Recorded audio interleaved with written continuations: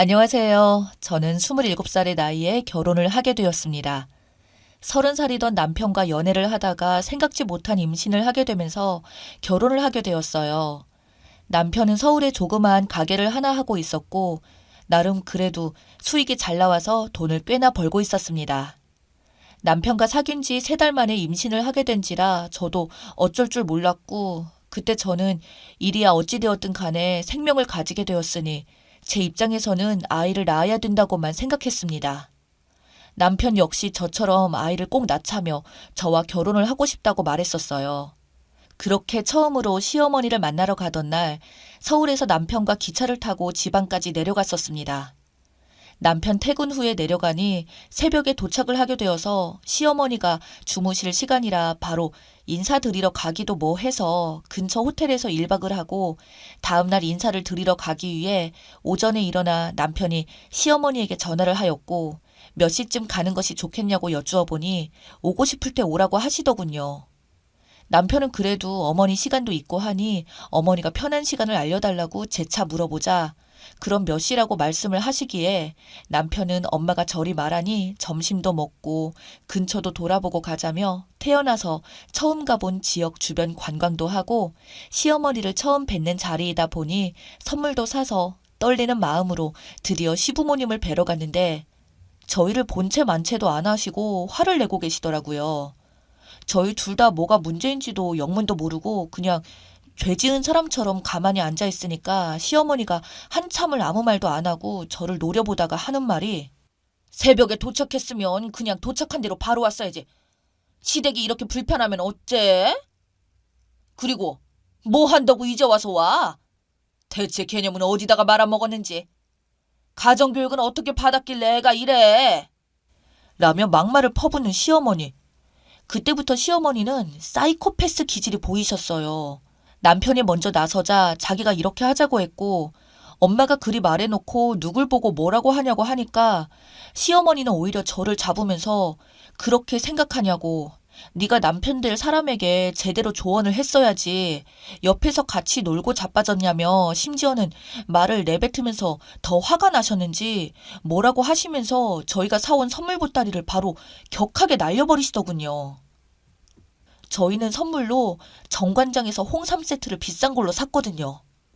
근데 저보고 갑자기 된장녀라고 말씀하시며 우리 아들 고생해서 번 돈을 이딴 데 쓰냐고 제가 억울해서 첫 선물이라서 제 돈으로 쓴 거라고 말씀드렸더니 이제 말꼬리를 잡아서 돈 씀씀이는 안 봐도 뻔하다면서 툴툴거리시더군요. 첫인상부터 이 꼬라지가 났으니 저도 있기 싫어서 빨리 떠나려고 했더니 시어머니가 기차 예매도 해놓았는데 막상 떠나기 1시간 전에 저희더러 그냥 자고 가라고 말합니다. 아니 진작 말하던가. 저희 지금 짐 다 싸놓고 출발하려고 한다니까 갑자기 우리가 가는 게 허전한지 그리 말씀을 하시더군요. 그러면서 자기 집이 얼마나 대단한 집인지 계속 떠들으시는데 내용은 모두 친정오빠 이야기들이고 시어머니 본인 이야기는 단 하나도 없었습니다. 시아버지는 돌아가신 지 꽤 되었고 시어머니는 식당에 나가서 일을 하거든요. 나중에 알게 된 이야기인데 시어머니는 어릴 적 동거를 하다가 애를 낳고 애랑 남편을 버리고 도망쳤다고 하더군요.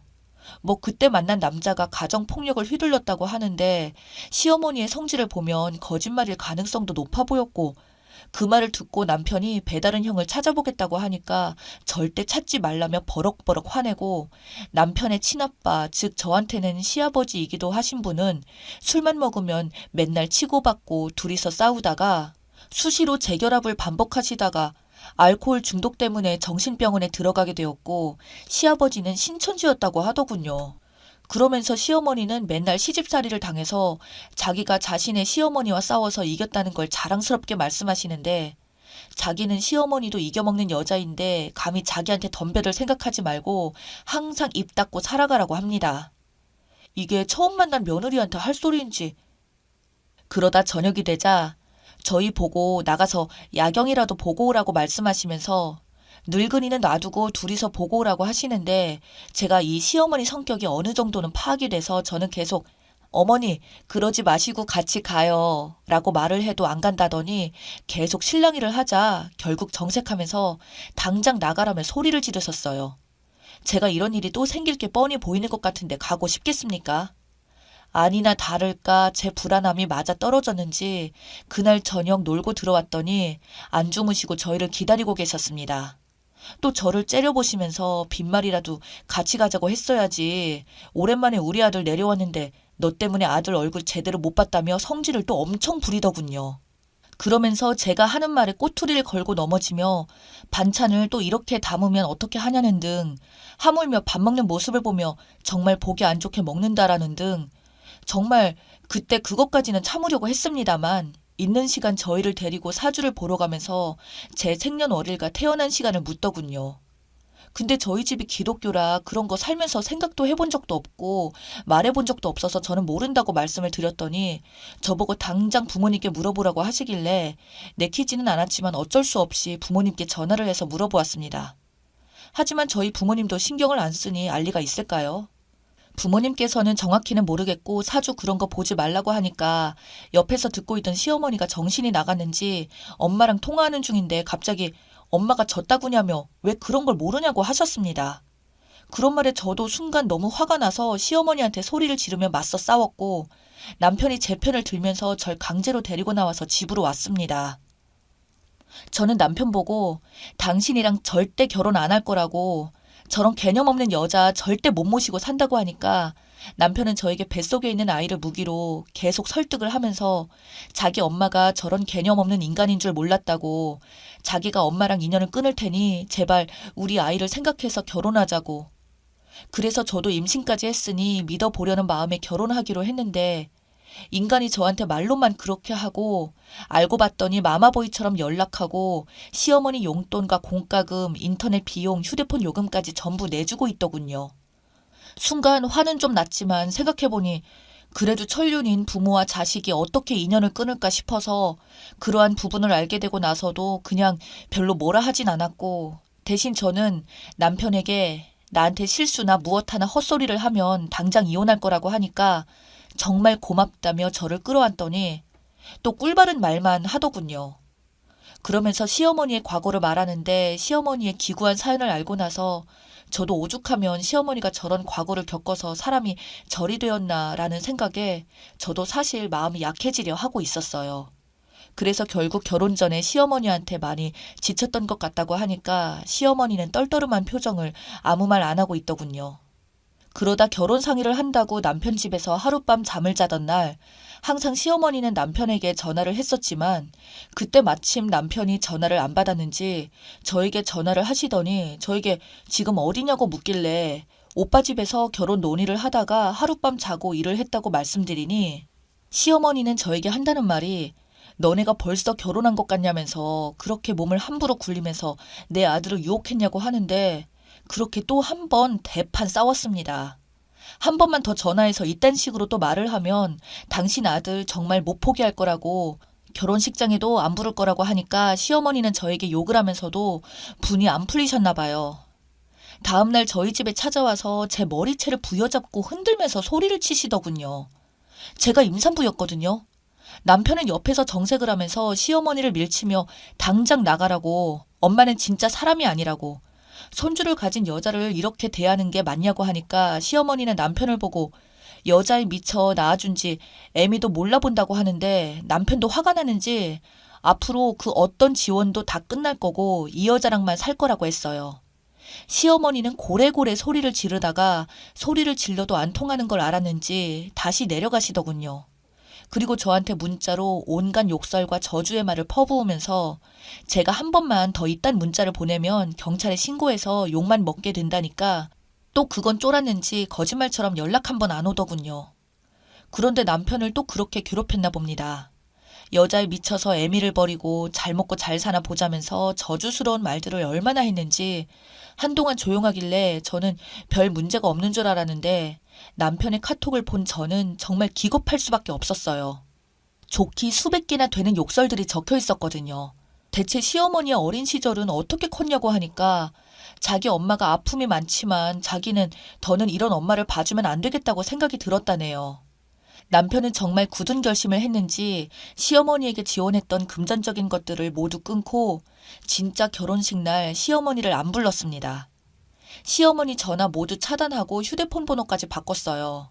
신혼집 역시 남편이 살던 곳에서 나와 새로운 빌라로 이사를 했습니다.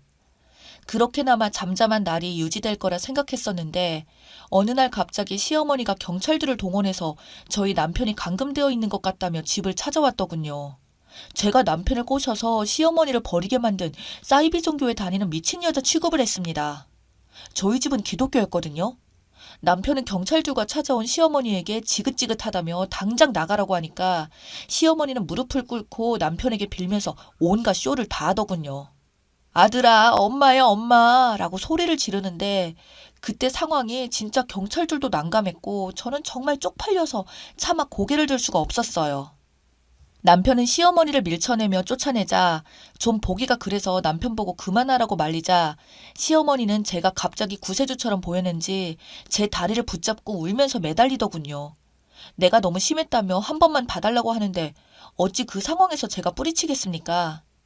제가 시어머니를 일단 일으켜 세우려고 하자 남편이 엄마는 이래놓고 경찰들 가면 또 언제 그랬냐는 듯이 변하는 거 안다고 그냥 연기 그만하시고 돌아가라고 하니까 그때서야 시어머니는 그것도 안 통한다는 걸 느꼈는지 표정이 싹 바뀌면서 남편에게 말하기를 그럼 돈이라도 달라고 갑자기 생활비를 끊는 게 어디 있냐고 하더군요. 남편이 그건 제가 알 바 아니니 경찰들 보고 쫓아내달라고 말하고 결국 심지어는 자기에게 따라온 경찰 손에 붙들려서 나갔습니다. 그 후로 남편은 계속 마음이 쓰였는지 며칠 동안 잠도 못 자고 그러길래 그냥 생활비를 드리고 왕래만 하지 말자고 하니까 저한테 너무 미안하다며 그 뒤로 생활비만 주고 시어머니 얼굴을 안 보고 살은 지 벌써 4년이 지났네요. 하지만 그 4년이라는 세월이 지나서도 저의 불안감은 언제까지 저의 남편이 시어머니를 안 보고 지낼까 하는 이런 생각이 자주 드네요.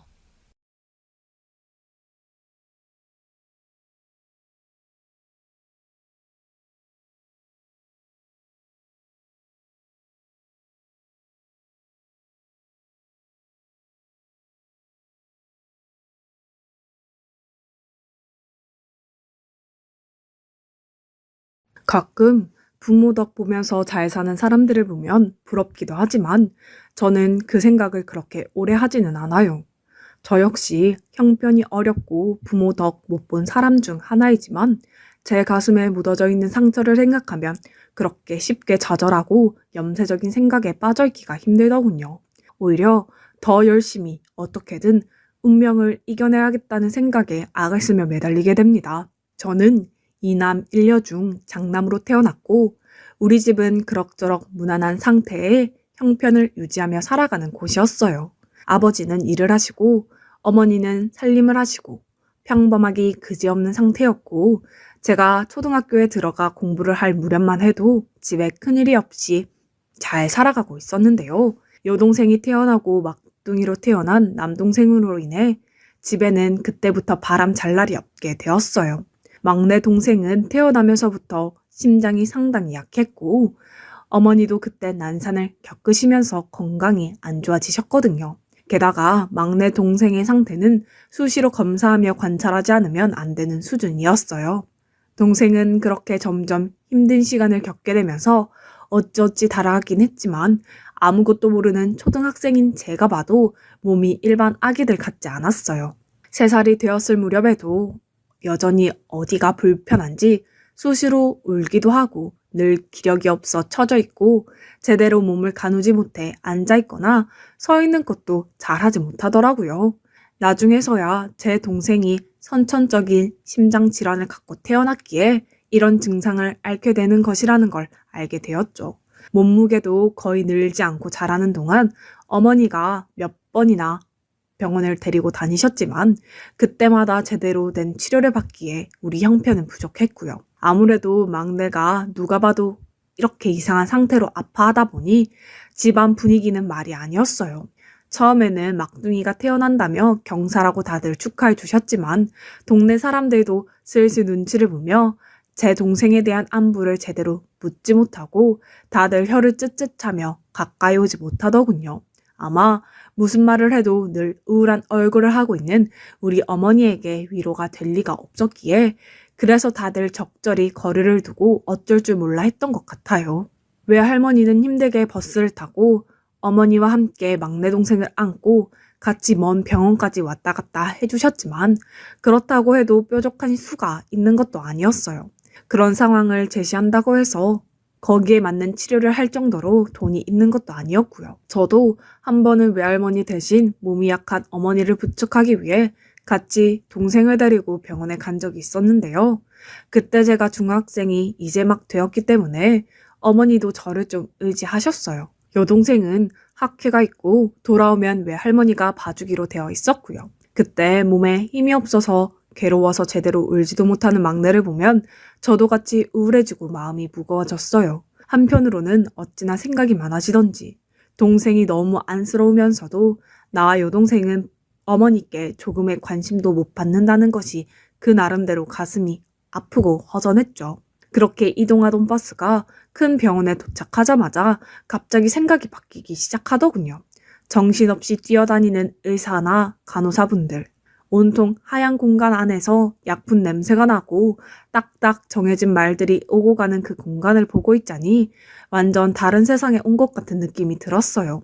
그리고 주변으로는 제 동생뿐 아니라 아픈 아이들이 많이 와서 대기를 하고 있더라고요. 동생은 심장병이었지만 그때 백혈병을 앓고 있는 아이들, 소아암으로 고생하고 있는 아이들이 다들 하얗고 창백한 얼굴로 힘없이 앉아 있었는데요.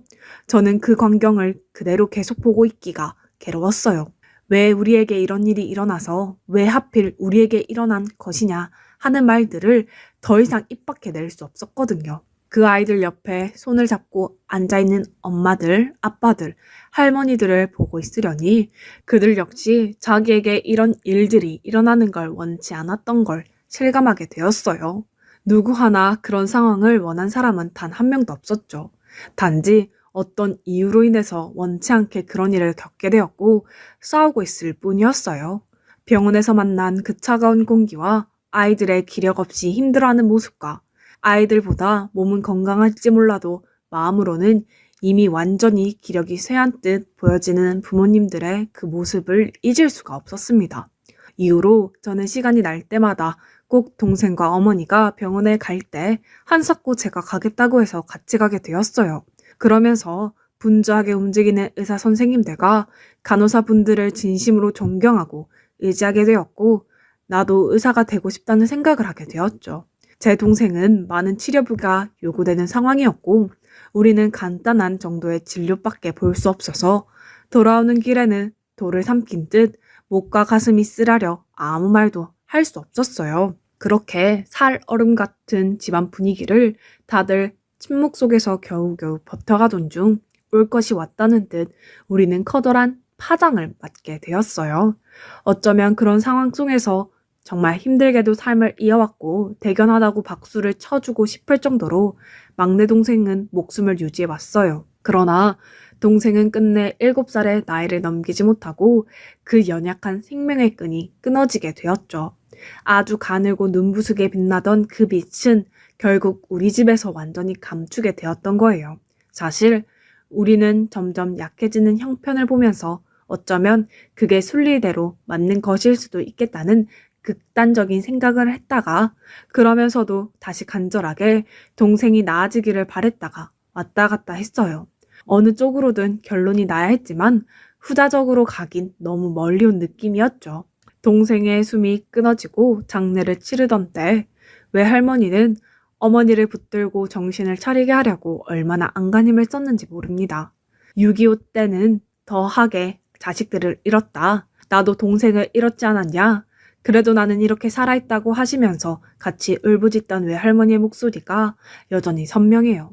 우리 가족은 그렇게 쓸쓸하게 동생을 보냈고 저는 1, 2년 정도 오가면서 보았던 병원의 풍경을 여전히 잊을 수가 없었어요. 의사가 되어서 나도 내 동생과 같은 아이들을 치료해주고 싶다는 야망이 큰 꿈이 잠깐 들어오긴 했지만 실제로 저는 공부도 잘 못하고 소질도 없는 데다가 동생이 죽고 완전히 정신을 놓아버린 어머니 때문에 그렇게 여유롭게 공부만 할 수 없었죠. 여동생은 그나마 공부를 잘하긴 했지만 전혀 다른 진로를 생각하고 있었고 저는 그 이후로 고등학교를 졸업한 뒤 빠르게 돈을 벌여야 했답니다.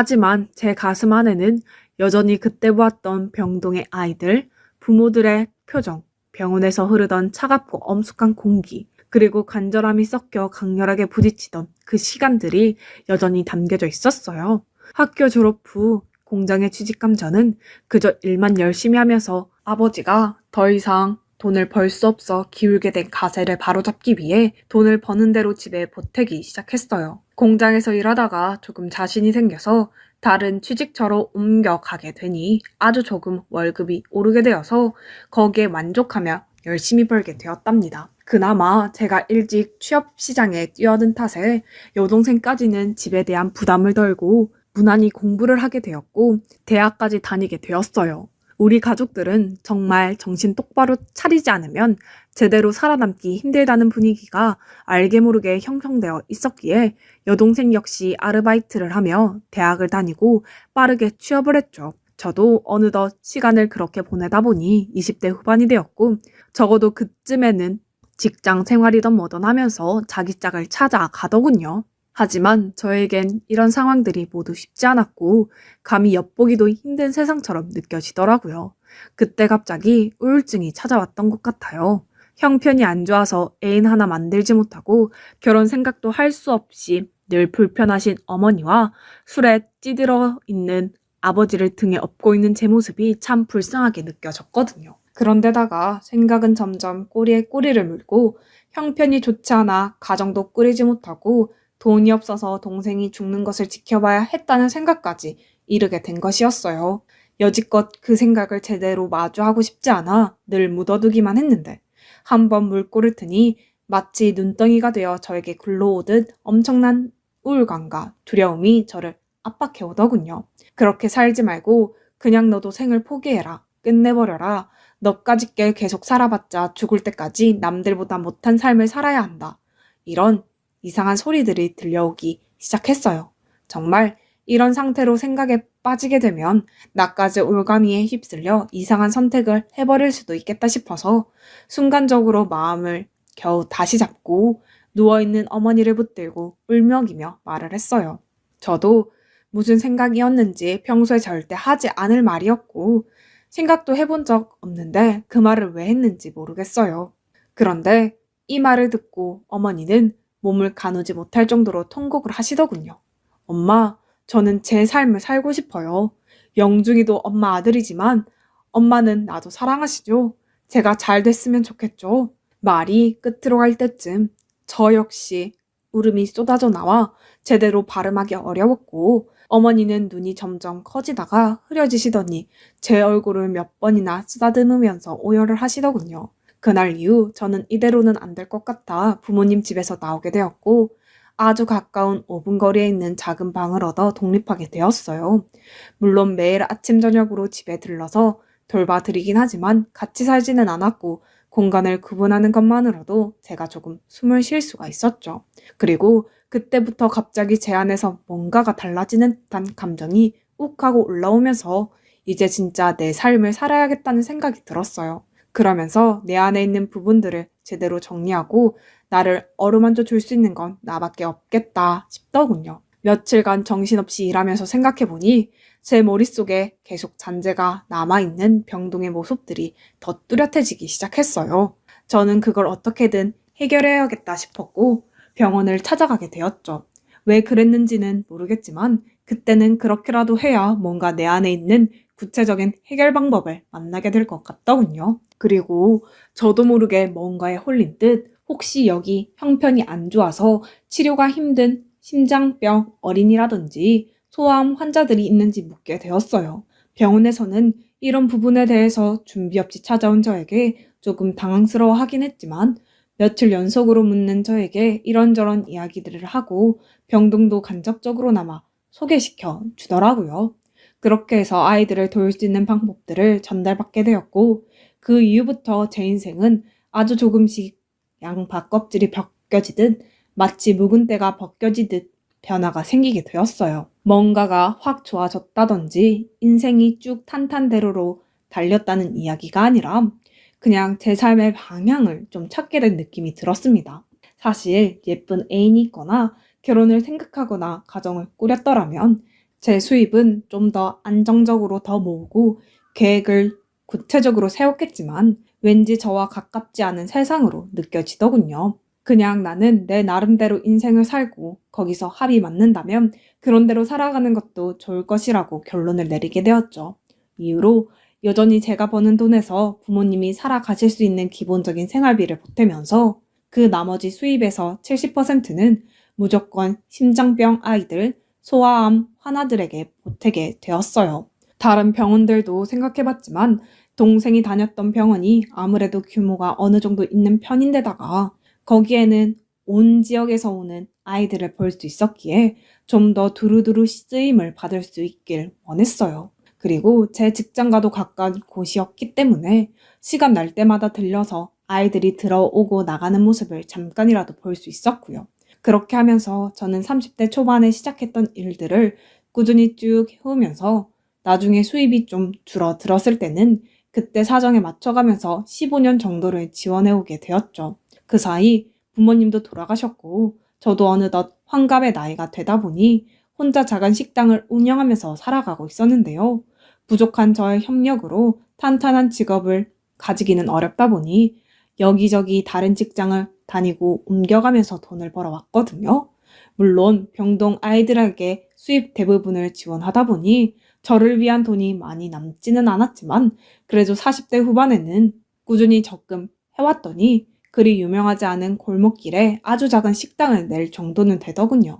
혼자 늙어가는 오빠가 안 되었는지 여동생도 가정이 어느 정도 자리가 잡은 후에 얼마를 빌려주기도 했고요. 나름 식당 일을 배우고 여기저기 일해본 경험을 더해서 잘하지는 못하지만 그럭저럭 운영을 해오고 있었는데요.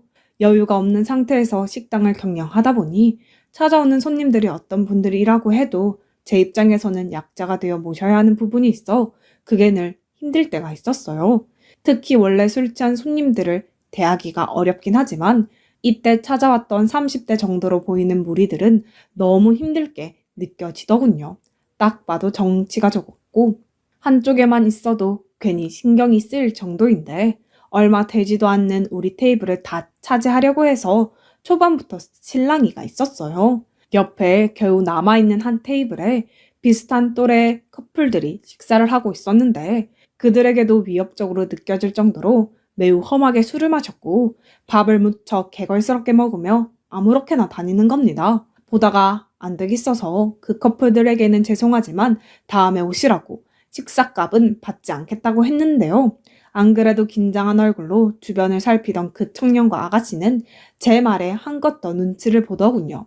그러던 사이 갑자기 건달 한 명이 저에게 물컵을 던지면서 냅다 소리를 지르는 겁니다. 술 좀 더 가지고 와봐. 가게 술이 왜 이렇게 없어? 상황이 이렇다 보니 저도 더 이상 두고 볼 수는 없었고 물컵을 주운 뒤 그들에게 가서 달래듯이 말을 했어요. 그런데 제 말이 뭔가 신호탄이 된 마냥 이들은 더 가게를 난장판 치는 게 아니겠어요? 손님, 다른 분들에게 방해가 되니 그만 나가 주십시오. 돈은 받지 않겠습니다. 다음에 오세요. 어쭈, 나가라고? 이 영감이 미쳤나?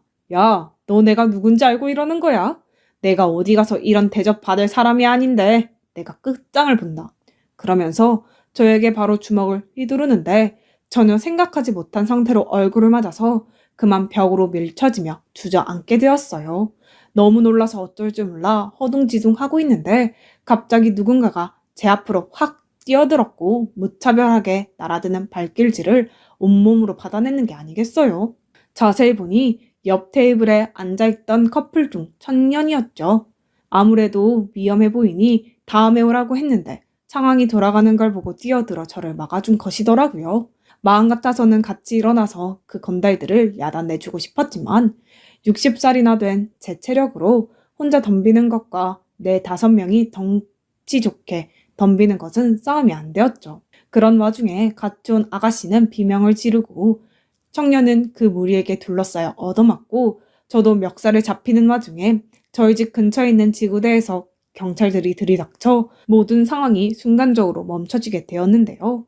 씩씩거리면서 경찰들에게도 덤비는 걸 보니 보통 인간들이 아닌 것 같았고 머릿속이 너무 복잡해서 당장 널브러진 청년을 챙겨야 했어요. 저도 두어 대 맞았지만 그보다 더 많은 발길질과 주먹이 오갔던 것을 청년이 거의 다 받아내듯 맞았고 바닥에 누워 괴로워하는 걸 보니 불안해지더군요. 바로 119를 불렀고 청년의 여자친구와 함께 병원으로 급히 가게 되었어요. 이 식당을 하고 있는 몇 년 안에 이 정도의 진상을 만난 건 처음이라 가슴이 뛰고 두렵기도 했지만 이 청년을 보고 있으려니 너무 마음이 불안하고 신경 쓰여서 손이 자꾸 떨려왔어요. 이러다 큰일이라도 나면 어떡하나, 이 젊은 생명이 잘못되면 어쩌나 싶어서 저도 모르게 손톱을 물어뜯게 되었어요. 병원으로 넘어가서 이것저것 검사를 하게 되었는데 너무나 다행스럽게도 겨우 의식을 차리고 대화를 할 수 있게 되었죠. 그때 얼마나 안심이 되던지 제발 의식만 돌아와 준다면 내가 뭐든 덮고 단례를 해야겠다 싶었거든요. 그런데 이후 상황을 봤더니 그 녀석들이 험하고 무지막지하게 때리면서 단순히 주먹질만 한 게 아니라 병까지 휘둘렀더군요. 저는 그 정도까지 가지는 않았는데 생각해보니 제가 두려움에 의식을 거의 제대로 못 차리고 있어서 청년이 거의 온몸으로 다 맞아서 몰랐나 봅니다. 그 과정에서 깨진 소주병이 가슴 부분에 긁혀서 해당 부분을 다시 봉합해야 한다는 말을 들으니 너무 면목이 없어서 제대로 서 있을 수가 없더라고요. 상의를 급히 탈의했는데 옆에 있던 청년 여자친구는 말을 듣고 청년에게 말을 하더군요. 너 수술해서 안 그래도 가슴에 자국이 있는데 더 상처 깊게 남으면 어떡해. 가슴에 수술 자국이 있다니 저도 이쪽으로 나름 정보가 있다 보니 머릿속으로 생각이 빠르게 굴러갔는데 한참 심장병을 앓고 마지막 수술을 받은 뒤 또 감염이 되고 문제가 얽혀 생을 마감한 동생 생각이 났어요. 물론 다른 이유도 있겠지만 제가 아는 지식으로는 심장병 수술을 했을 때 저렇게 자국이 남는다는 것 정도는 알고 있었거든요. 이 생각을 막연히 하면서 청년이 봉합하고 안정을 찾는 걸 기다리게 되었고 이후 모든 게 자리를 잡은 뒤 저는 사과도 하고 인사도 하게 되었죠. 그러면서 조금 신경이 쓰였던 수술 자국에 대해서 물어보게 되었어요. 아무래도 수술을 했었다는데 그 위험한 부위에 또 상처를 입었다는 사실이 너무 면목이 없어서이기도 했고요. 그런데 청년이 하는 말을 듣는 내내 저는 그냥 그대로 가만히 앉아 있을 수 없었습니다. 아, 이거요? 사실 제가 아주 어렸을 때 심장병을 앓아서 그때 병원에서 크게 수술을 했어요. 지금은 웬만하면 치료가 잘 되지만 그때는 엄청 심각했었거든요. 지금은 괜찮아요. 아, 그렇군요. 당시 수술을 했으면 꽤 큰 병원에서 했겠네요. 이때까지는 별 생각 없이 말하고 있었는데 청년이 자기가 수술받은 병원 이름을 말하는데 거기서부터 눈이 커지면서 꼬치꼬치 캐묻게 되었어요. 그곳은 제 동생이 다니기도 했고 제가 15년이란 시간 동안 쭉 후원을 했던 그 병원이었기 때문이었거든요. 당시 막 태어나자마자 선천적으로 심장병을 가지고 태어난 아기들부터 좀 더 자란 아이들까지 저는 연령대를 가지지 않고 가능한 많은 후원을 해왔기 때문에 왠지 연대가 맞을지도 모른다는 생각이 들었죠. 이제 와서 그게 뭐가 중요한가 싶지만 그래도 괜히 왠지 모를 반가움에 병원이 갔다는 것 하나만으로도 들떠서 물어보게 되더라고요.